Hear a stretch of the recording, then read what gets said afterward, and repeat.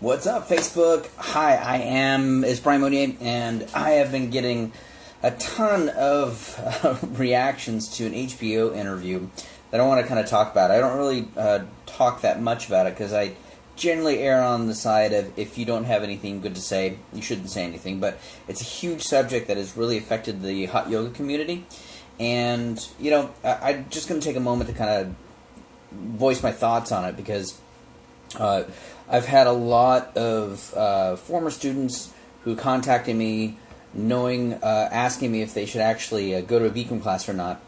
And while I do have some differences with the modality and some of the things they say, the thing that you got to remember is that you have to. Most people think that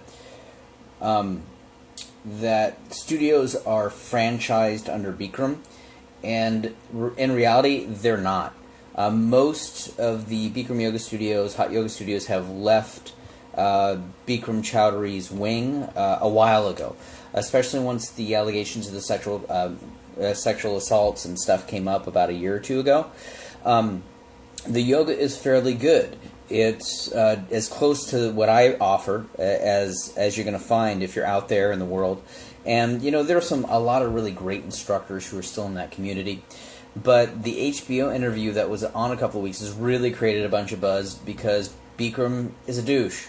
I don't think that's any surprise to anybody. The interview just really highlighted what I think is his real mental decline. And, his business has been really very different over the last many years. As studios get the confidence to go out on their own, they begin to educate themselves in things in larger parts of of yoga, getting more information, learning more about the body, learning how to offer more from the lineage of Ghosh, which it also needs to be separated from Bikram. Now that there's a group that actually went to India where Bikram learned how to do yoga from his teacher, and they've come out and found out a lot of stuff is just not true.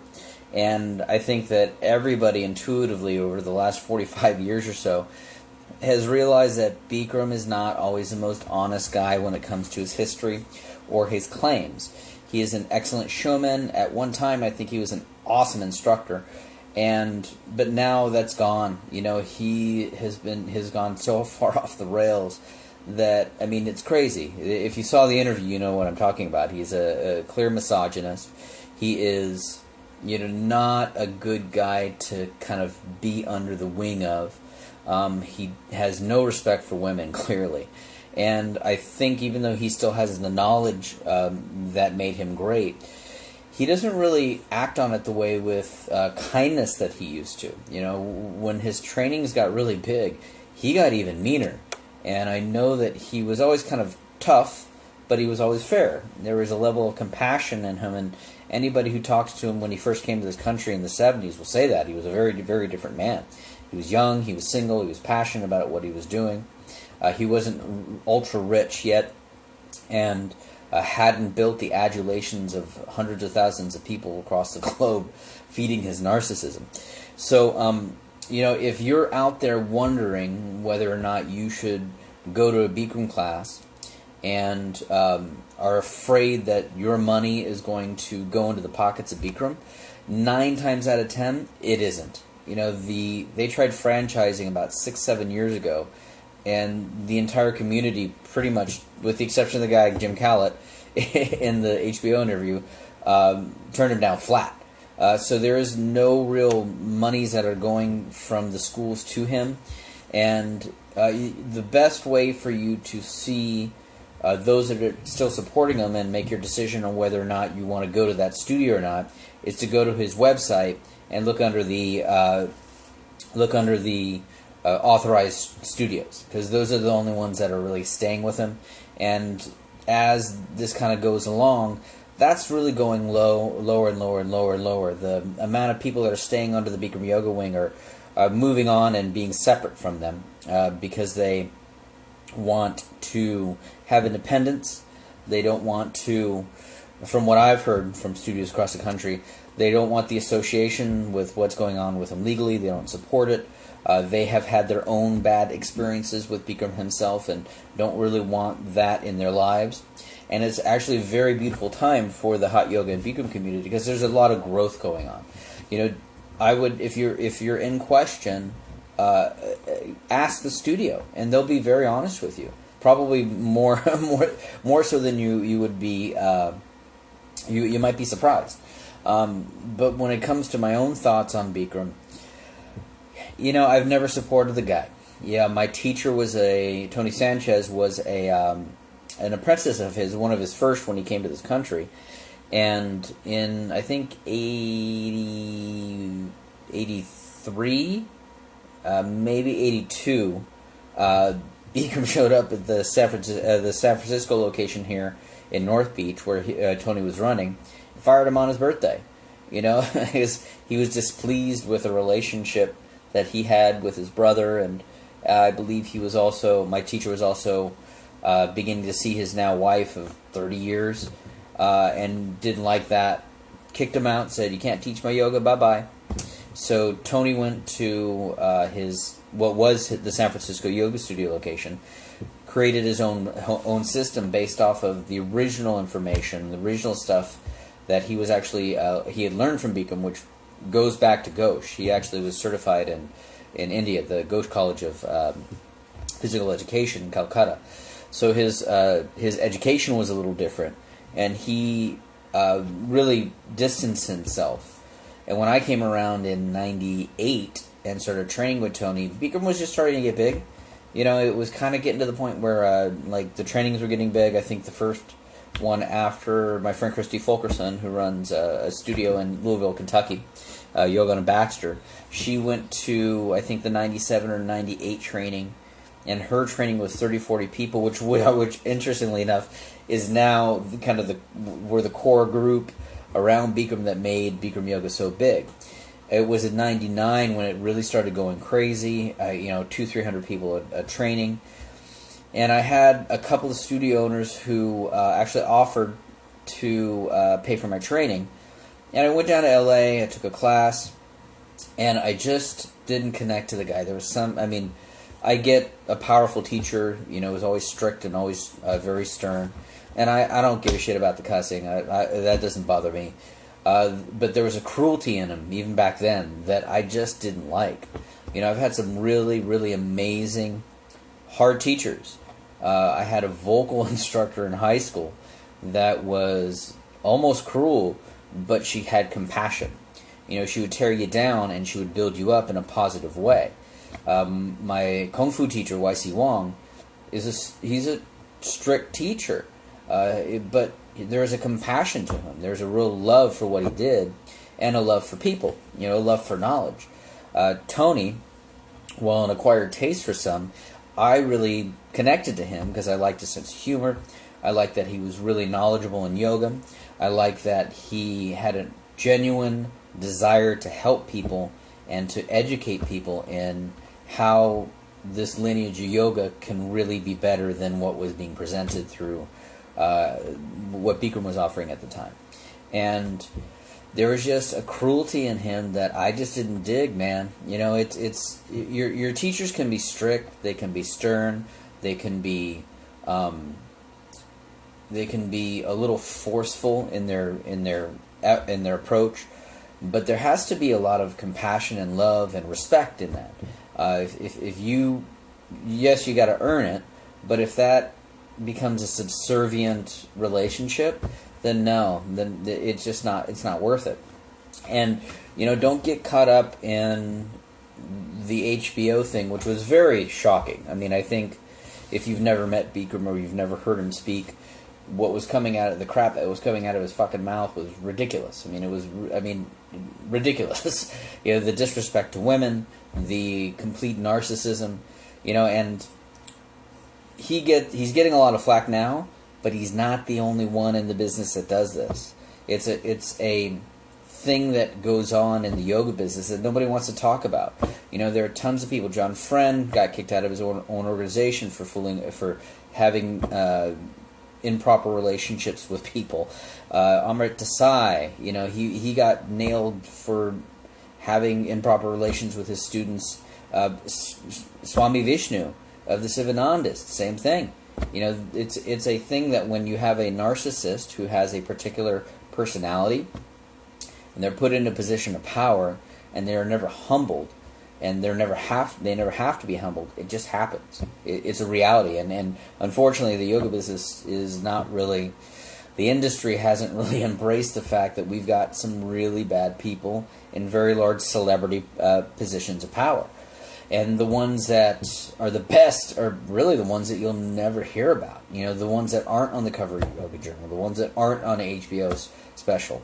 They're just humble. They do their yoga. They're very good teachers. They have amazing students. They have an awesome personal practice. But they don't have a desire to be a celebrity. So you got to seek them out.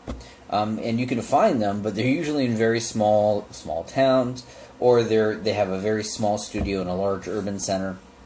There are tons of them, but you really gotta you gotta kind of separate the bombacity of that interview from the rest of the business. It happens, but sadly, it's really torn apart a community that was very, very loyal and very, very full of believers. And for those of you who did believe, the yoga is still good. What you learned has a value, and don't fall in that trap of separating the man and the yoga. That's bullshit. Just own it. Bikram's an ass. We all know it. You know it. I know it. Everybody knows it. Just own it, and then move on. Stop using his name. Be creative. Learn the advanced series and create more sequences based on your own knowledge. Based on your own experience, and you will have a much better road in the next 5-6 years. Because my personal feelings, and I've felt this way for 18 years, is that there will eventually be a divide, which is happening, and the thirst for information and the thirst for knowledge, the thirst for growth is inherent in people. And eventually you're going to have to learn more than 26 postures. You're going to have to learn more than the rhetoric that you learned in dialogue. You're going to have to learn how to teach smart yoga. One of the things a good friend of mine, Elias Gaitan, who, shout out to Evolution, who does teacher trainings for Evolution Yoga. He is one of the best yoga teachers I've met in the last 5-6 years, and he teaches teachers primarily right now.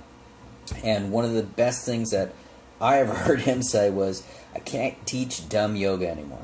He just couldn't do it. He got to a point where he knew that there was more to say than the dialogue that he was taught was giving him.